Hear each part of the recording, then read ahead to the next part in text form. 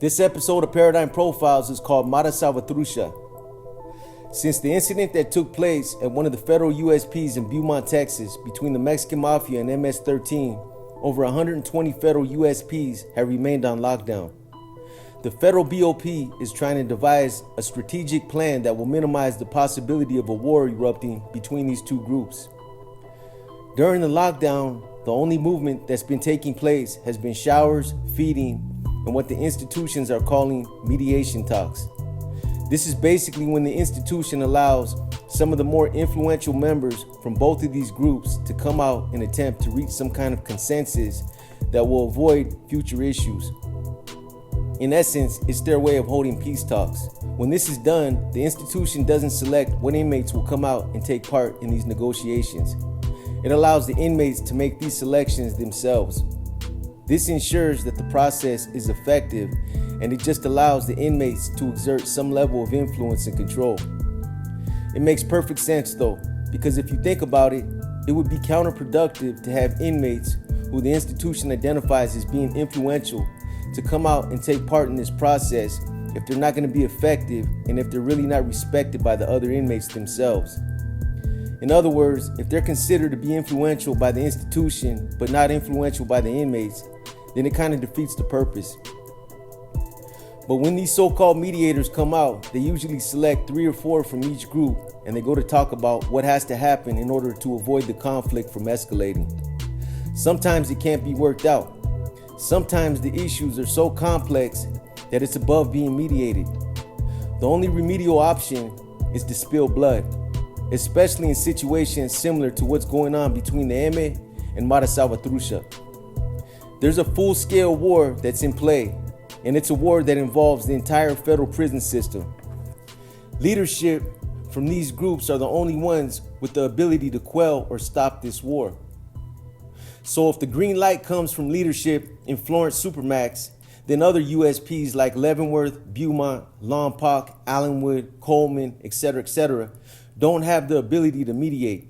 They're simply following directives that have come down from their respective leaderships or from the top.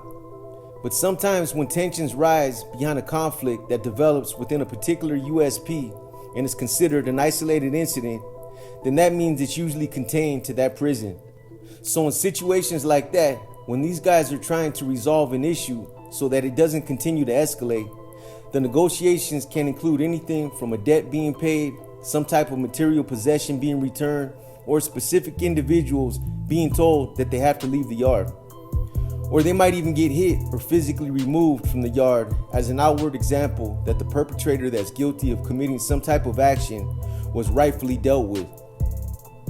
Whatever restores the peace, it just depends on the circumstances. Again, unless you're at the prison where all the leadership is housed, when you're dealing with this type of war that involves the entire federal prison system, mediators that come out for the purpose of negotiating are basically worthless. They play the role and they act like they're doing something, but they're not at liberty to make decisions. So their only real purpose at that point is to facilitate strategy amongst their people, to talk about their plan of attack when they do come out, to pass weapons and weapon stock, and to just basically talk about what their strategy is when it kicks back off. This nationwide lockdown, which they've been calling a temporary measure, was ordered in an abundance of caution. These two groups that are involved in this conflict are two of the biggest, most influential criminal organizations within the federal prison system. As Mara 5 movement and these mediation talks continue, a federal grand jury in the Eastern District of Texas moved forward by dealing with the main perpetrators who were directly involved in the initial incident. On April 7, 2022, a federal grand jury returned an indictment in Beaumont charging 7 inmates who were housed at the U.S. Penitentiary Beaumont. 7 inmates who were all members of the violent transnational criminal organization La Mara Salvatrucha, also known as MS-13, were indicted on federal charges stemming from their involvement in the deadly prison attack that occurred on January 31st, 2022. All 7 of these MS-13 gang members are still in federal custody housed at USP Beaumont.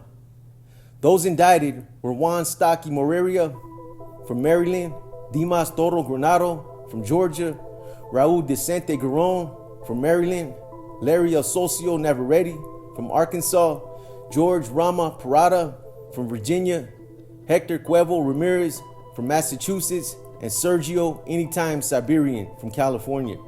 The charges in the indictment relate to the planning and execution of a violent attack orchestrated by members of MS-13 against the Mexican Mafia and their Sureño associates. This incident resulted in 2 deaths, 2 attempted murders, and a nationwide lockdown of all inmates in the Federal Bureau of Prisons, BOP. Considering the fierce reputation and the history of the Mexican Mafia, this was a bold and gutsy move that was orchestrated by MS-13. To whack 2 MA associates, Sureños, and to attempt to kill 2 more was a serious and calculated move. The problem with an incident like this, where multiple victims were involved and where the incident obviously escalated the way it did, is that BOP knows and is definitely anticipating retaliation. Anyone that knows anything about the Mexican Mafia knows that this isn't just going to go away and that this won't end until the MA gets his due retribution. The other thing that comes to mind when I think about this is the huge amount of media attention that this incident has gotten since it happened. The MA knows that its reputation is on the line and that the country is watching.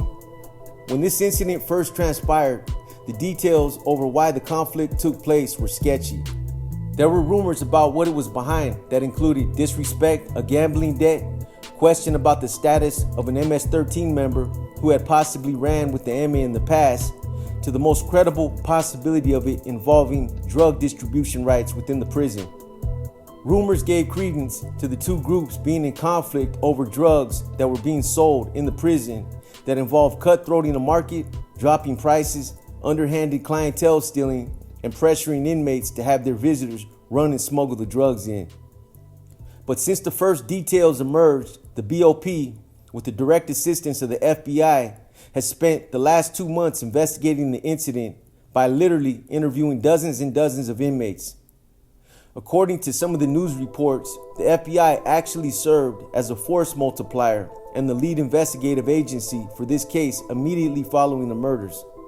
In support of this massive investigation, they completed over 100 interviews, conducted over 60 searches, reviewed hours of surveillance footage, and seized countless weapons and contraband. The FBI apparently remains resolute in their commitment to continue working side by side with the BOP and other law enforcement agencies to defeat and deter this type of gang violence. I don't think that the feds thought that the BOP was in any way incompetent to investigate this incident themselves, or that they were incapable of getting to the infinite details that were slowly coming out. But because this was such a massive investigation that potentially involves the entire federal prison system, I think they were just playing it safe. According to the indictment that was just recently unsealed, the Department of Justice is using this opportunity to piggyback on this incident and go after MS-13. Law enforcement agencies involved in this investigation stated that it seems to be clear by their accounts that MS-13 members remain committed to the organization's violent ideology and that they remain a significant threat to national security, whether they are entrenched within the communities or incarcerated in the correctional facilities. Through this investigation, investigators were able to learn that it appears as if the one-time symbiotic working relationship that MS-13 had with the MA was in serious jeopardy of falling apart. The MA has always exerted and enjoyed a certain level of control over MS-13, but MS-13 leaders in El Salvador had apparently decided that it wasn't going to work like this anymore, that enough was enough. That MS-13 leaders no longer recognized the MA as an extension of their leadership, and its members were being told to no longer acknowledge the MS directives. In fact, according to several inmates who spoke about all this to investigators, MS-13 leaders apparently also feel like they become the dominant organization and that the Mexican Mafia is losing a lot of its sway. That it's a withering organization that's being ran by older tecatos who no longer possess the influence that they once did. MS-13 is a transnational criminal organization composed primarily of immigrants or descendants of immigrants from El Salvador, but also includes members from other countries such as Honduras, Guatemala, and Mexico. Although the gang originated in Los Angeles, California, it quickly spread and is now a national and international criminal organization with an estimated 10,000 plus members regularly conducting gang activities in nearly all of the United States, including Texas, California, New York, and in El Salvador, Honduras, Guatemala, and Mexico. The Mexican Mafia, on the other hand, controls large portions of the Hispanic prison population in California, Texas, and other USPs throughout the federal prison system.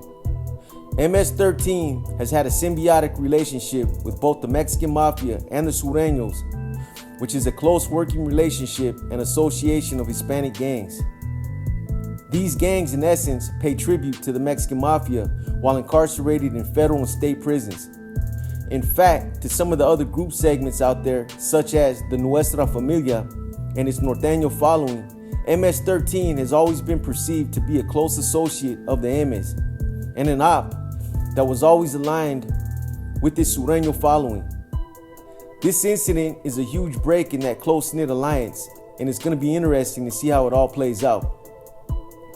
As alleged in the indictment, however, that symbiotic relationship recently began to fall apart as MS-13's leadership in El Salvador, the Ranfla Nacional, sought to exert more control and independence of its own members while incarcerated in prisons within the United States, including using MS-13's command and control structure to enforce their orders, including orders to commit murders even while in prison. On January 31st, 2022, at USP Beaumont, 7 MS-13 members converged in a housing unit and attacked multiple Sureño members and one Mexican Mafia associate. This was a clear declaration of war and a separation of these powers. According to inside sources that were housed at Beaumont, MS-13 warned MA representatives several times about trying to act as leaders for MS-13 members at Beaumont.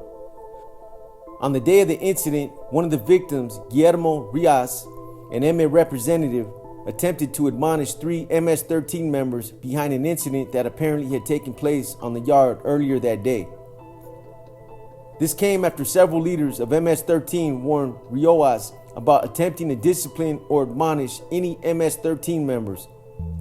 According to the inside source, MS-13 leaders at the prison were under strict orders from their leaders in El Salvador to move on any MA members or their Sureño associates from that point on who attempted to cross this line. The MS-13 members and their following at Beaumont apparently anticipated that Rios would again attempt to assert his control, as several MS-13 members were already armed and ready to take action. As soon as Rios approached the MS-13 members, they walked away and apparently reported this to MS-13 leaders. Within minutes of this confrontation, several MS-13 members were seen grouped up and talking in one of the corners of a housing unit. This is when they must have decided that now was the time to make their move. On several occasions, Stocky allegedly began the prison attack when he came up behind Guillermo Rios and stabbed Rios twice in the chest. The weapon he used to hit Rios in the chest with was later recovered and was described to be a crude 13-inch flat piece of steel. Rios fell immediately, and other MS-13 defendants stabbed and kicked Rios while he lay motionless on the prison floor.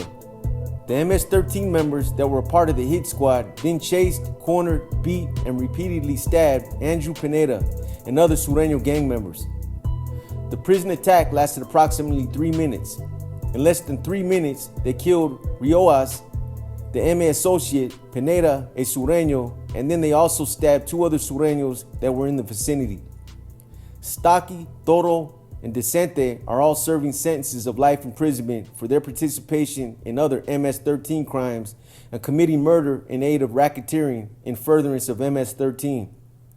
Cuervo is also serving a sentence of 27 years imprisonment following his conviction for participating in MS-13 and committing a murder on behalf of the gang. Rios died as a result of the prison attack.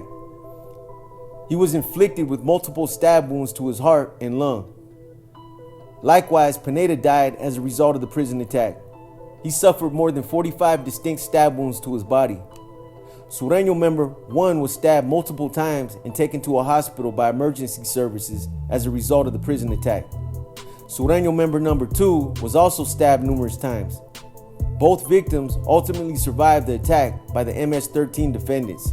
In closing, multiple other sources who are apparently closely associated with these incidents have also indicated that some of the tensions that are fueling this growing conflict is the ongoing war between MS-13 and 18th Street in several Mideastern and Western states. I hope you guys have enjoyed this episode of Paradigm Profiles.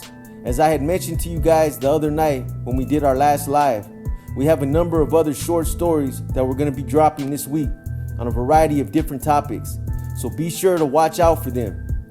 As we also mentioned, it might be a good idea to periodically look at our community page to look for the times of content that we have scheduled to drop due to YouTube's failure to send out notifications.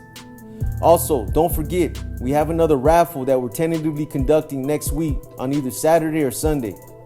$3 buy-ins for Jordans of your size and a $5 buy-in for an old school red 4X derby jacket.